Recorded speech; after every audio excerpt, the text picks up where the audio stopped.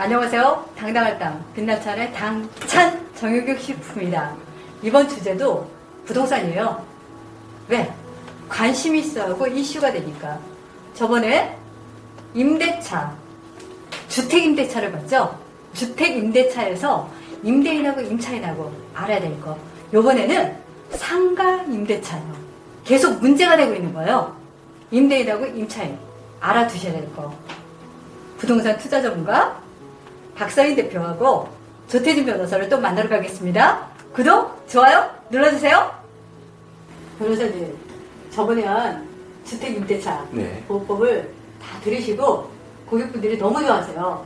몰랐던 걸 또 알았다고. 이번에는 상가임대차 이슈되고 있는 것들이 있잖아요. 문제, 계속 분쟁을 하고 있는 거 전문가께서 알려주시기 바랍니다. 네. 요즘 그 코로나 이후에 그 부동산 시장이 많이 좀 얼어붙었다고 이제 저는 알고 있는데, 네네. 박서인 대표님께서는 또 상가 건물 어떤 문제가 있는지. 상가 건물도 투자 전문가시니까 네네네. 요즘 이제 상가 건물 시장이 네. 어떻게 지금 운영되고 있는지 좀 설명해 주시면 좋을 것 같아요. 지금 코로나 이후로 이제 비대면의 어떤 시장이 활성화되다 보니까 당연히 상가 쪽의 분위기는 사실은 좋지는 않아요. 얼어붙었어요? 얼어붙었죠, 완전. 많이 얼어붙어 있는 시장이 지금 도래해 있습니다. 그래서 실제 지금 현재 뭐 명동이라든지 아니면 뭐 시청이라든지 그 주변에 있는 골목 상권들은 굉장히 많이 지금 침체가 되어 있고, 남대문에 그리고 안 하세요? 남대문은 지금 현재도 넘쳐나고 있습니다. 북적이고 있죠. 다른 지역에 비해서는 남대문은 조금 현실적으로 낫다라는 거죠. 왜냐면 임대료의 포지션이 명동이나 동대문보다는 훨씬 더 안정적이기 때문에 그럴 수밖에 없다라고 저희도 판단을 해요. 근데 명동 같은 데 가보시면은 실제 메인 상권들은 살아있어요. 근데 골목으로 조금만 들어가면 다 비어있어요. 그리고 지금 뭐냐면 메인 상권들도 비어가고 있어요. 대기업들이 들어와 있는 곳 외에 일반 중소기업들이 들어와 있는 메인 상권 안에 어떤 뭐 화장품 가게라든지 기본적인 게 있잖아요. 의류 가게, 뭐 신발 가게 이런 것들이 있는데 그런 것들은 지금 현재 중소기업들은 비워지고 있어요. 공실로 남아있죠. 그러면 공실로 나갈 때 이 사람들이 그냥 나가느냐 하면 월세는 밀려있죠. 네. 그리고 지금 현재 상태에서는 계약 기간도 남아있어요. 네. 그러면 나는 나가야 돼. 근데 이 사람들이 나간다고 하니까 월세도 다 내놔라. 그리고 내가 나갈 때는 원상복구를 다 해놔라. 왜냐? 내가 지금 그 시설 해놓은 거 있잖아요. 그거 다 뜯어내고 간판 있는 거 다 뜯고 밖에 시설 해놓은 거 시설물 장치물 전부 다 기존에 있던 대로 원상복구를 해라. 이렇게 하다 보니까 사실 분쟁이 많이 생기더라고요. 그렇죠. 그러니까 이런 분쟁들을 어떻게 현명하게 해결을 할 수가 있고, 그리고 사전에 이런 것들을 좀 해결할 수 있는, 방지할 수 있는 방법이 뭐가 있는지 사실은 좀 궁금해요. 네, 요즘 이제 보면 시장이 이제 얼어붙으면 뭐 대표적으로 나타나는 현상이 분쟁이 많아지더라고요. 특히 이제 상가 건물 같은 경우에는 최근에 이제 올해는 이제 주택임대차보호법이 이제 개정됐지만 이제 작년 뭐 또 그 이전에 계속 꾸준히 상가 건물 임대차보호법이 개정되어 왔거든요. 그러면서 이제 가령 갱신 요구를 할 수 있는 기간이 주택임대차보호법 같은 경우에는 이제 2+2로 해서 이제 4년이 되었지만 상가 건물 임대차보호법은 기존에 5년에서 10년으로 늘어났고, 특히 이제 하나 좀 임대인 입장에서도 좀 주의해야 할 점이 이제 권리금을 기존의 임차인이 새로운 임차인으로부터 이제 받으려고 할 때 그걸 방해를 하면 결국 그 기존 임차인으로부터 임대인이 소송을 당하는 경우를 새로운 규정이 들어가 있기 때문에 그 규정이 사실 지금 이제 변호사 업계에서 뭐 블루오션이라고 할 수도 있겠지만 어떤 의미에서는 당사자 간에 되게 좀 당황스럽고 어떻게 보면 좀 손해가 서로 발생할 수 있는 그런 상황이 많이 발생하고 있는데요.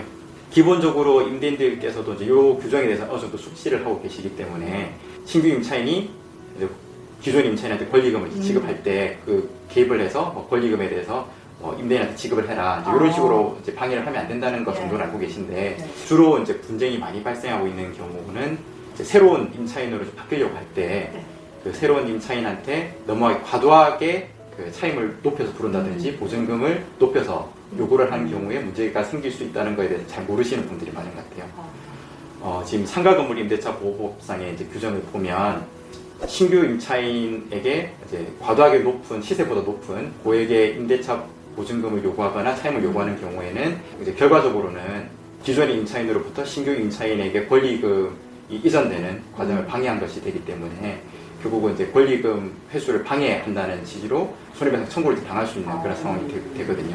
그러면 임차인의, 그러니까 지금 현재 전월세에 대한 부분이 상한선이 있지 않나요? 그 올릴 수 있는 그게. 네, 근데 상가 건물 임대차 이제- 보호법상에도 이제 전월세 규정, 이제 제한 규정이 있는데 네. 그 규정도 이제 주택임대차 보호법과 마찬가지로 이제 갱신되는 경우에 한정되는 것이거든요. 그렇죠, 그렇죠. 네, 그래서 이제 가령 상가 건물 임대차 보호법상의 갱신 기간이 이제 최대 10년이니까 네. 10년이 다 종료가 종료가 되고 돼야지. 새로운 임차인하고 이제 네. 임대인하고 계약을 체결할 경우에는 네. 상한선이 이제 적용이 안 네. 되기 때문에 어떻게 보면 이제 임대인 입장에서는 10년 동안 참았던 음. 억눌러져 있던 네. 이제 임대차 보증금 또 차임에 대한 이제 인상 욕구가 네. 새로운 임차인을 만나면서 한꺼번에 폭발하게 되는 아. 그러다 보니까 음.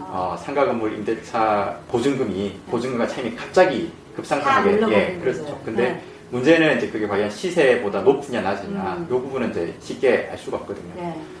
그래서 이제 임대인 입장에서는 일단 높여서 부르자. 음. 왜냐하면 또 10년을 또 참아야 되니까. 네, 일단 높여서 부르자라고 하는데 그게 잘못하면 이제 시세보다 너무 과도하게 요구를 해버리면 결국은 이제 너무 과도한 금액으로 이제 임대차 보증금과 차임을 높여서 부르시면 안 된다라는 걸 일단 말씀을 드리고 싶습니다. 가도안에 대한 부분이 접근성이 얼마나 없기 네, 때문에 그래서 그 부분이 이게 어떻게 보면 실제 소송상에서 되게 난점이거든요. 네. 왜냐하면 기존 임차인 입장에서는 네.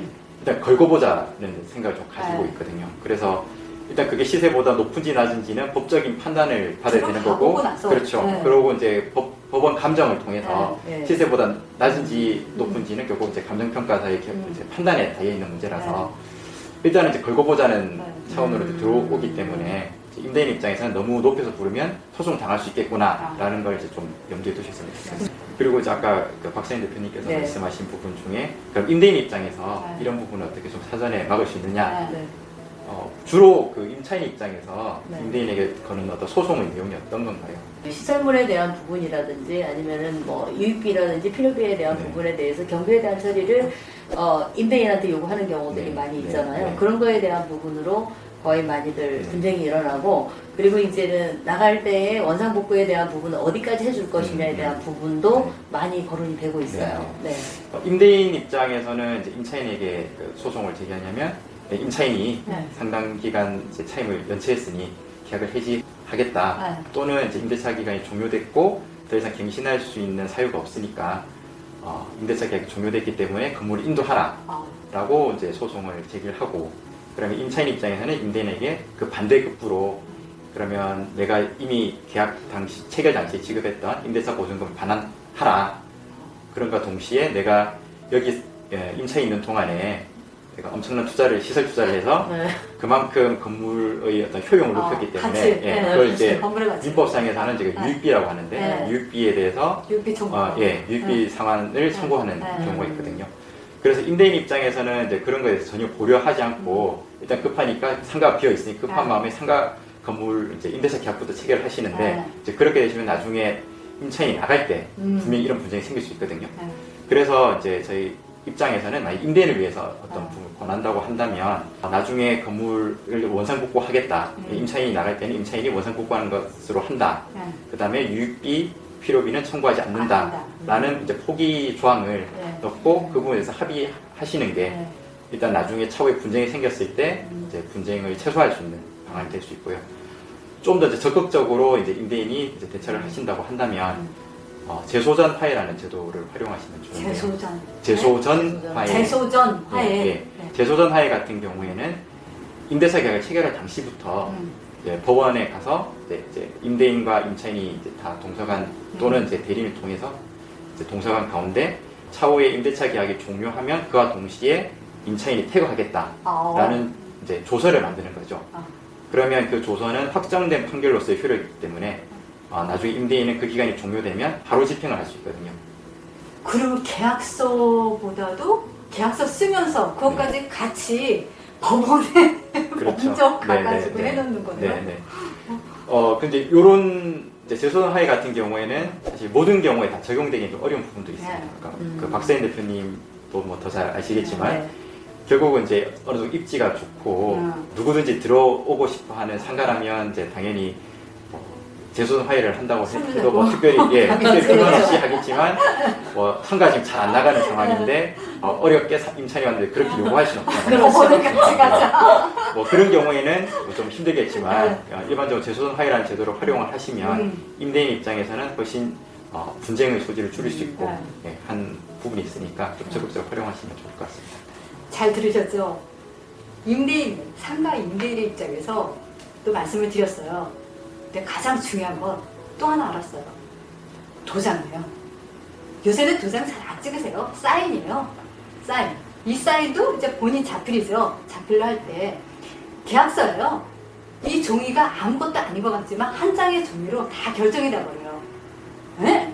부동산 계약서 쓰기 전에 변호사님한테 가서 확인을 한번 받으세요. 이게 잘 올바로 되어 있는지. 또 하는 건 재소전 화해. 이 용어를 또 알았습니다. 저희도 잘 몰랐어요. 재소전 화해. 앞으로 많은 정보를 또 알려드리겠습니다. 당찬 정영규 CFP와 굿벤저스의 부동산 전문가 박서인. 국벤져스 조태진 변호사가 함께했습니다. 더 많은 정보 알고 싶으시면 언제든지 문의해주세요. 굿 위!